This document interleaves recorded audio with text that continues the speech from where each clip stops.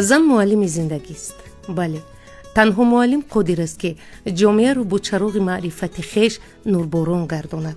همه گونه امنیت و تنصیحاتی، آبادی و روزگار خوش از رسالت و مسئولیتی او برمی آید. یکی از بانوان موفق در ساحه معارف قطاسبه میرزایوا می باشد که روزگاری عبرت بخش دارد. من یک تا دختر دارم، 4 تا پسر دارم. 2 پسرم نامزد علم هست.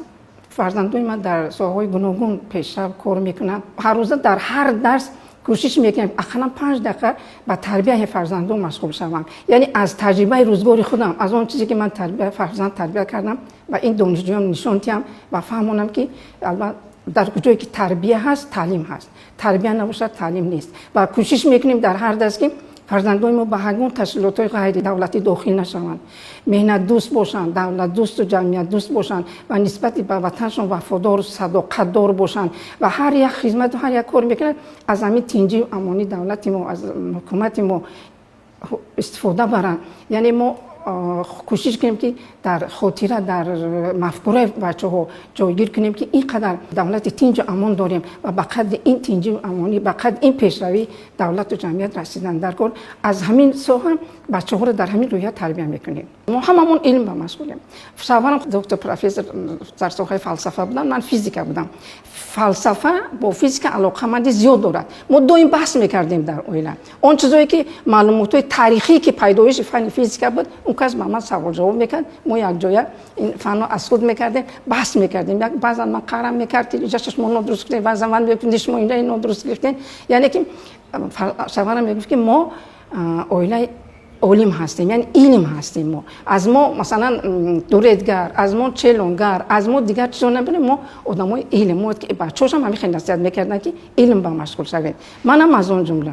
من میگم که زیادتر کتاب خونید، با سواد باشید. شخصی با سواد در جمعیت در همه جا کار می‌یابد. اگر گوید که یک سر علم با سواد هست، یکی مثلا پیشرفته است، همون از کجا بشه گفته می‌یابند. چه باید در کارخانه‌ها، در سواح‌ها، در دانشگاه‌ها ما آدمای با سواد، با معرفت، علمدار در کار. اما آدمی که سوس خونده است و ای عقده نمیبراید، البته که بعد کار نمی‌یابد و میگه که کار نیست.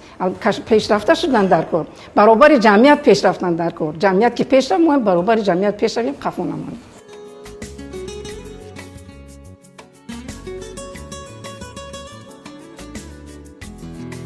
معارف دوام سالهای صاحب استقلالی کشور به ساحه افضلیتناک و مورد توجه خاصه رهبریت عالی مملکت تبدیل یافت. ساختمان مؤسسه‌های نوی تعلیمی، تجهیزانیدن کابینت‌های صنفی، تجهیزانیدن کابینت‌های لابراتوری، دستگیری آموزگاران جوان و فراهم آوردن شرایط مساعد برای نسل جوان امکان فراهم آورد که ساحه معارف تدریجاً رشد نماید. سالهای زیاد کار کردم، فقط می‌خواستم که نامزد علم شوم. نامزد علم شوم، در همین علم چقدر بسیار کار کنم. برای فن ما عجایب فنه. این فقط اسباب قطعی کار کردن در کار. مثلا اگر که فیلسوفای زبانچی باشی یا تاریخچی باشد، 6 تا یگان نوشتن میگیری، در ما فقط اسباب قطعی کار کردن و برای یک نتیجه را گرفتن ممکن 10 روز، ممکن 2 روز میشین پیش اسباب دو همون تجربه را نتیجهش را گرفته بعد کار علمی میکنیم.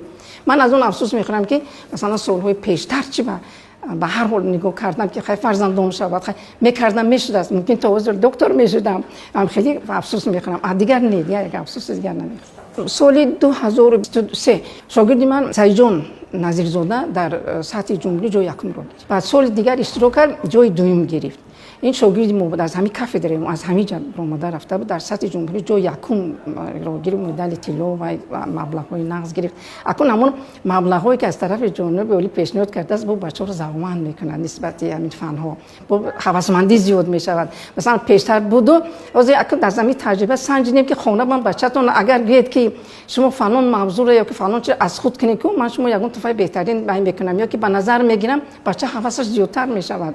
اکنون این کارو از طرف جناب ولی سر شد. این کس ذوق و هوس بچه‌ها رو زیاد کردن، یعنی با سه مبلغ نسبت بچه‌ها شوق و هوس زیاد پیدا شد. وظیفه ما اکنون از اون عبارت است که همین فن در مفکوره بچه‌ها، در فکر بچه‌ها، در عقل شعوری بچه‌ها داخل کنیم.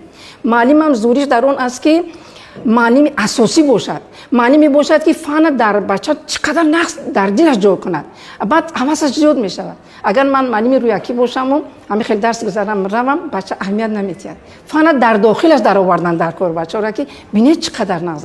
همین درس من همین خیلی بگم.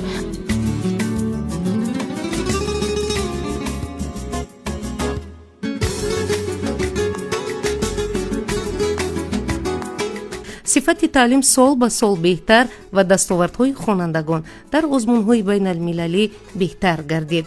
در این زمینه متخصصانی نیز به وجود آمدند که با دانش و ملکه خویش توانستند در این رشته صاحب نام گردند. قهرمان برنامه ما قطاسبی میرزایeva نیز از همین قبیل آموزگارانی است که عمر عزیز خود را با تربیت متخصصان بخشیده است.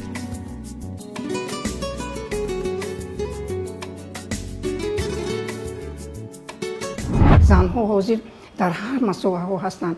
زن معلم، زن شاعر، زن رهبر، زن کارگر، زن دپوتات، در همه ساحه‌های جمعیت زنها فعالیت دارند و کار میکنند برابر مردان. هم در عائله فعال هستند و هم در کارهای جمعیتی اشتراک میکنند. اصلا وظیفه ما دانشگاه آموزگاری تیار کردن معلم هست. میگن بزرگی استاد در اون است که از شاگرد استاد میسازد. بنابراین ما کوشش میکنیم که سهم خودمان در پیشروی دولت گذاریم و کادرهای بهترین از فن فیزیک، از فن متمتیک که اونها سهمگزار باشند. از بس که سالهای اخیر همین سالهای علم و تکنیک، پیشروی علم و تکنیک هست، یعنی فنهای دقیق نهایت رول بلند می‌بازد و کوشش می‌کنیم که شوق و هوس دانشجویان رو نسبت این فن زیاد کنیم. سالهای اخیر نسبت علم، نسبت آموزگار پیشروی ها هست.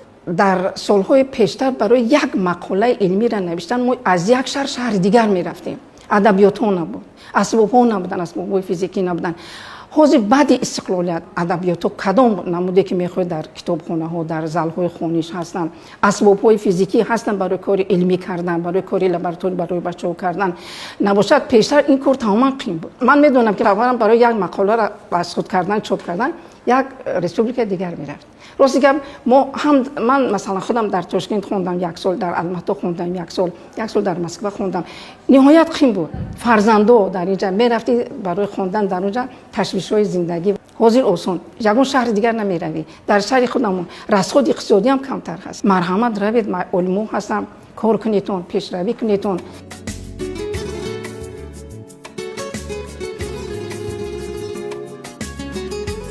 او بانویی است که با افتخار بلند از دستگیری‌های همیشگی رهبریت عالی مملکت در مورد نقش زنان و بانوان در کشوری صاحب استقلالمان سخن میگوید. این دستگیری‌ها بود که امروز زنان در همه ساحه‌های خواجگی خلق سزاوار مقام شایسته میباشند.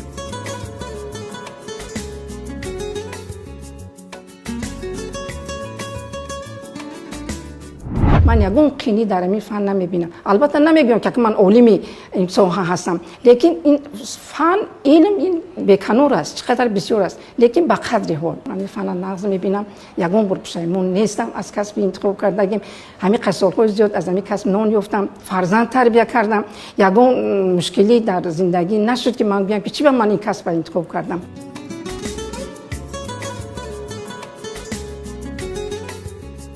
برای قهرمان ما که فعالیت خود را به ساحه علم بخشیده است، این همه باوری و اعتمادی رهبریت عالی مملکت بهترین سرمایه محسوب می‌گردد. سالهای اخیر که من فقط برایم می‌بینم که نهایت نسبت این فن، نسبت این کسب ما دقت جدی داده می شود. باز با همین خلاصه آمدیم که بازتر با کار کنیم و باز زیادتر شاگردای نقض بهترین تیار کنیم. از تجربه های گرفتیم ما همین میخوایم که با دانشجویان و فرزندای خودمون برای نسل های آینده، یعنی فرزندای بهترین جمعیت رو تربیت کرده به پایان رسانیم. وقتی که 20 ساله علم های دقیق اعلام کرده شد، نسبت ما معلمان و نسبت دانشجویان طلبات زیادتر شدن. یعنی وظیفه ما از اون عبارت است که شوق و هوس این فن رو در دل بچه‌ها بیدار کنیم. این 20 ساله اعلام شدگی با بچه‌ها امکانیت داد که نسبتاً زیادتر به این فن دقت جلب کنند. مثلا ما غیر از این سالهای اخیر که من این فروغ سوپی دانایی و علم فروغ معرفت جاری کرده شده است، باز بچه‌ها با این فن نسبتا زیادتر مهر پیدا کردن، چون که پیشتر اینقدر ما از اونی که هوشمندی یعنی ذوقمند کنی کمتر بود، بچه‌ها با این اهمیت نمیدونن. سالهای اخیر ببینید که از طرف جناب عالی چقدر دستگیری ها کرده میشه و بچه‌ها همین قدر کوشش کردن که زیادتر کتاب خوانن، زیادتر با علم دل بندن و هر یک چیزی که پیشروی میکند و میگیرد سهم فن فیزیک هم کلان است. بنابراین در دل بچه‌ها این رو ما بیدار میکنیم و شوق اونها رو نسبت فن زیاد میکنیم. شوق و هوس دخترها زیاد است. دخترها تماما با این فن ذوق بسیار دارن، شوق بسیار دارن. مثلا دخترایی که این ناحیه‌های دوردست میبینن، از شهر دوشنبه ما دختر کم داریم در خواندن اینجا. اکثر دخترایی که میبینن از ده میبینن با واسه کوت پرزنتی میبینن، داخل شدگی هستن میبینن و شوق و هوس زیاد دارن. من هر روز با اونها میفهمونم که آینده جمعیت در دست شما معلمه ها هست. اصلا معلمگی وظیفه زنان هستند، چون که مادر آموزگار و تربیتگر هست، یعنی که در خانه فرزند خودش را تربیت میکند، در جمعیت فرزند دیگران را تربیت میکند. وظیفه ما هم از همین عبارت است.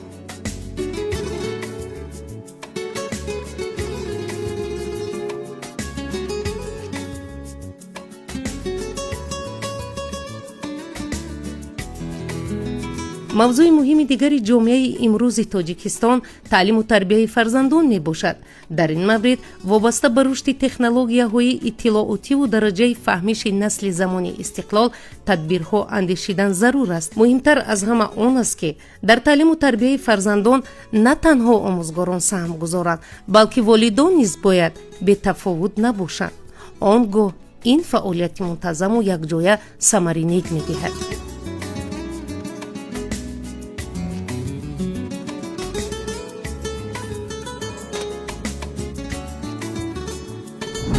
یک چیز همین پیشروی همه جمعیت اگر به حساب گیرید از معلم وابسته است. معلم در صنفخانه وقتی که می‌دراید در کدام روحیه‌ای که درس می‌دهد، در کدام موضوعی که درس می‌دهد، بچه دقتش رو به همون جلب می‌کند. یعنی وظیفه ما نه اینکه تعلیم دادن است، تربیت دادن است بر بچه‌ها. ما کوشش کنیم که بچه‌ها رو چنین تربیت کنیم که بچه‌ها مهنت دوست باشن، وطن دوست باشن و همین خیلی سهم کنن که با حرمت پدر و مادر رو به نظر گیرن. اگر کسی که حرمت دارد یا کسی آداب دارد یا بر وطنش هم خیلی خدمت و وفاداری می‌کند، بنابراین تربیت هم در نوبت اول در جای اول می ایستد. ما هم وقت میگیم که اول تربیت بعد تعلیم. کسی که تربیت نقض دارد دانش نقض دارد، تعلیم نقض میگیرد. وظیفه ما اینه که بچه‌ها را نقص‌تر خوبتر تربیت کنیم و کوشش میکنیم. تربیت در عائله میشود که عائله مستحکم باشد. عائله از پدر و مادر از یک جایگی باشد، اما جمعیت پیشرویش یک عائله هست خودش. اگر عائله مستحکم باشد و در عائله تربیت باشد و همدیگر فهمی پدر و مادر باشد، فرزندان از اون عبرت میگیرن و مانند همونو تربیت مییابند. بنابراین من چند بار قید کردم که سالهای اخیر مثلا دخترها فعالن نسبتا دیگران، لیکن از بس که پدر و مادران نمیدونن با کدام اساس باشد که یا بر وقت شوهر میتین یا که مانع خواندن دخترها میشوند. همه وقت در درسم تاکید میکنم که بچه‌ها کسی که عائله دار میشه دختر خواندگی گیرد. از زن با سواد آدم مادر با سواد تربیت فرزندی با سواد میشوند. توصیه میکنم که دخترای ما خوانند و منم طرفداری هستم که زنها کسب داشته باشند. نوبسته که معلم است، دوزنده هست، پزنده هست، یک هنر داشته باشند که از همون هنرشون استفاده برن. مثلا بیکار میشن روز در روز در نزد همین خانه‌های بلند آشنا میبین زنها میبرن چندین ساعت‌ها در بیرون میشینن گپ زدن. همون زن اگر شرط نیست که معلم باشد، شرط نیست که دکتر باشد، شرط نیست که دپوتات باشد و پزنده باشد، بافنده باشد، در همون کار مشغول شود. از پزندگیش از بافندگیش به عائله‌اش یک فایده میارد که به همین کارو مشغول شود بهتر میشود.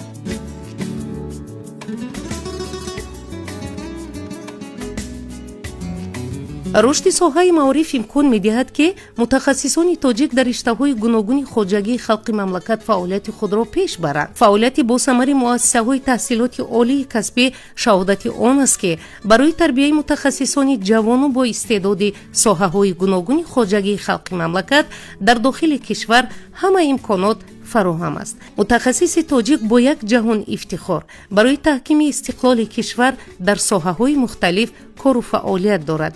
در مورد فعالیت قطازبی میرزایی و همکاران نیز چنین نظر دارند.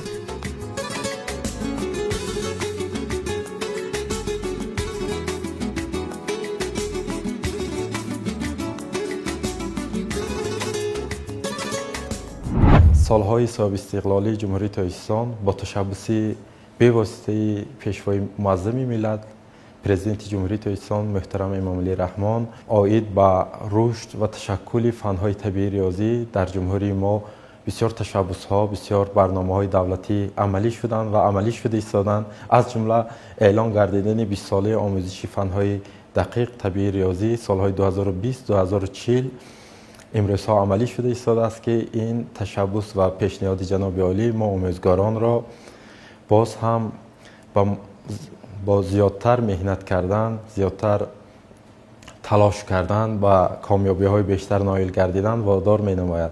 از جمله استادان سابقه دار ما، استادانی که سالهای دراز عمر خود را در این جاده سپری کردند و شاگردان زیادی را تربیت کردند، از خود میراث گرانبهای علمی میراث گذاشتند و گذاشته ایستادند، برای ما جوانان نمونه عبرت میباشند. یکی از چنین آموزگارانی که ما با نام آن کس فخر میکنیم و همیشه در کار و پیکار آن کس برای ما نمونه عبرت میباشد، این معلمه میرزایeva میباشند. معلمه میرزایeva نامزد علم‌های تکنیکی، دوسنت کافه فیزیک عمومی، سالهای دراز عمر پربرکت خویش را در جاده تعلیم و تربیت نسل جوان بهر پیشرفت علم بخشیدند که امروزها ما با افتخار به حیات این مادر مهربان می‌نگریم و برای خود آرزو میکنیم که ما جوانان نیز تنها با مهنت حلال، با تلاش‌های شبانه روزی میتوانیم که آن آبرویی که معلم صاحب گشتند، آن اعترافی که از جانب شاگردان با معلم میسر گردیده است، تنها و تنها در نتیجه مهنت، در نتیجه آموزش و جستجوهای پیوسته به این مقام و مرتبه معلمه رسیدند و این برای ما نسل جوان، برای ما آموزگاران جوان نمونه عبرت و باعث آموزش و پیروی است. روزی که من به این آستانه قدم موندم اونقدر تجربه کافی نداشتم، اما پیوسته در درس‌های معلمه هر درسی که من می‌درآمدم برای خودم یک غذا می‌گرفتم، یک معلومات می‌گرفتم که در کار و ایجادیات آینده ما برای ما کمک میکنند. از این رو من گفتم میتونم که معلمه میرزایeva در فعالیت کاریش نسبت به آموزگار، نسبت به شاگرد نهایت یک شخص رحمدل است. هر لحظه که یک سپارش میتید حتما فردا بیاید پرسان میشود تا کدام اندازه ما انجام دادیم، یعنی همون سپارش معلمه را اجرا کردیم. روزی که میشه ما یگان چیز نمیفهمیم به معلمه مراجعت میکنیم، حتما کار خودش مونده اول برای ما کمک میکند. بنابراین ما بسیار میندار هستیم، یعنی تا 15 سال هست که همچون مادروار برای ما یک معلمه مونه، همچون مادروار برای ما چی در حیات زندگی چی در فعالیت کاریمون برای ما کمک میکنم.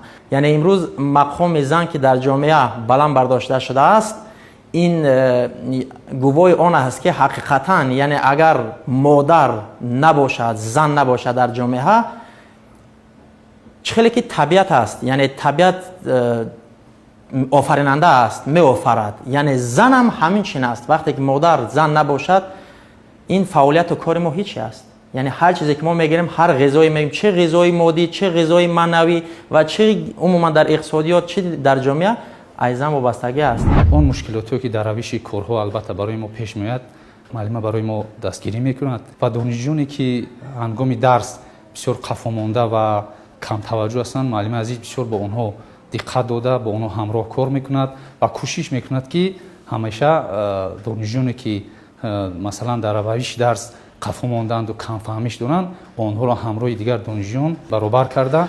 معلمه سالهای طولانی زیاد که فعالیت دارند، بسیار برای ما یک راهنما هستند و همچون مادر آن را ما احترام میکنیم.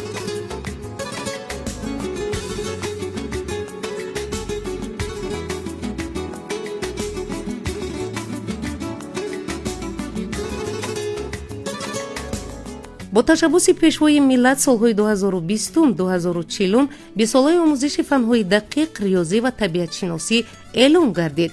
اقدام نوبتی راهبریت عالی مملکت برای تربیت متخصصان جوان در این رشته امکانات را فراهم می‌آورد. خود دانشجویان نیز از فعالیت استادانشان بهره زیادی می‌گیرند و راه آینده خود را انتخاب می‌کنند.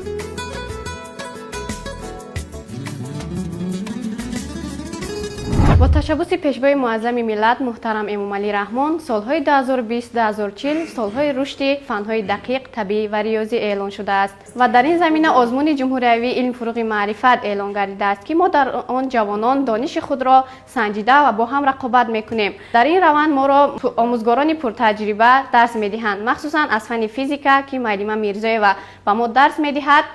ما از آنها چیزی که به خود ضرور است آماده از معلمه میپرسیم. وقتی که ما در فاکولته فیزیکا آماده درس‌های لابراتوری را میگذاریم، در اینجا معلمه به ما فهم‌تر درس را میگذارد، با همه اسباب‌ها شناس میکند، درس خیلی خوب میگذارد. ما همه چیز را از معلمه که به ما میفهماند ما میفهمیم و کارهای لابراتوری را اجرا می‌نماییم. ما کمبودی‌های خود را اصلاح نموده امیدواریم که آینده به مثل معلمه خود یک شاگرد بهترین برای معلمه باشیم. هنگامی که ما در این فاکولته فیزیکا داخل شدیم، معلمه ها چنان با تجربه یعنی با شوق درس ها رو پیش میبرند که هوس خواندن یعنی در دل هر یک خواننده بیدار می شود. در همین مورد هر یک خواننده ذوق هوس همین فن فیزیکا رو میکند و همین اختصاص رو میآموزد. هر یک آموزگار باید پداگوگ، پسیخولوگ باشد که چی طور روند درس رو با خواننده به راه باند که اما خواننده شوق و رغبتش نسبت به همین فن همین اختصاص یعنی زیاد شود که فردا در جامعه سهم خود را برای آبادی کشور گذارد. باعث افتخار و سرفرازی است که من امروز در دانشگاه آموزگاری تحصیل می نمایم و اینچنین مرا آموزگارانی پرتجربه درس می دهند. یکی از آموزگارانی پرتجربه که به من درس می دهند معلمه میرزایوا می باشند. با دستگیری و ابتکار پیشوای معظم ملت محترم امام علی رحمان 20 ساله آموزش فنهای دقیق اعلان گردیده است. با دستگیری معلمه میرزایوا من در آزمون جمهوری علم فروغ معرفت راه یافتم و اینچنین با کوشش هایی که آن کس و من تعلیم را آموزانیدند در آزمون جای نمایان را اشغال کردم و مینداری خود را به معلمه میرسانم. اساسا دلگرمی من به این فن از رفت درس گذشتن آموزگار پیدا. معلمه با ما درس را میگذارند با آن اسباب های شوق‌آوری که ما کار اجرا میکنیم، کارهای لابراتوری، با آن فرمول هایی که معلمه درس را میفهمانند به من پسند آمد و من نیز خواستم که در آزمون جای نمایان رو اشغال کنم و این کسب را پیشه برم. دانشجو همون وقت زیاد میشه که معلم شوقمند کند. از معلم به اهمیت وابسته است. معلم خوب شاگرد خوب تربیت میکند. از معلم عموما وابسته است. مثلا بعضی آدمان میگن که رول معلم اونقدر نیست و شاگردی که فعال باشد خودش میشود. یعنی میگن که اگر طبیعی باشد یا که مادرزاد باشد، یک کس دو کس مادرزاد شدن میتواند. یعنی که شوق کردن و وظیفه را در دل بچه بی‌طور کردن برای معلم است. یعنی که معلم آموزگار چقدر شوق فن، هر کس فنی خودش. من در نظر ندارم که فیزیکا کدوم فنی که باشد، معلمی که از همون ساحه است، از همون اختصاص است، شوق و هوس بچه را بیدار کند و بچه را در داخل فن داخل کند، اهمیت هم را فهمد، ماهیت او را فهمد که همین فن من میخونم برای چی برای من در کار، به همون ماهیتش را فهمد، هوسش زیاد میشود، شوقش زیاد میشود و برای پیشرویش کوشش میکنه. تا جایی که قوتم رسید در همین سالهای طولانی که کار کردم، کوشش کردم که با فرزندان مردم خدمت نقص کنم و شکرگزار هستم که من معلم هستم و با تربیت فرزندای خودم و دیگران یعنی با جمعیت یک حصه خودم رو کم باشم بگذارم که فرزند یک کس رو تربیت میکنم.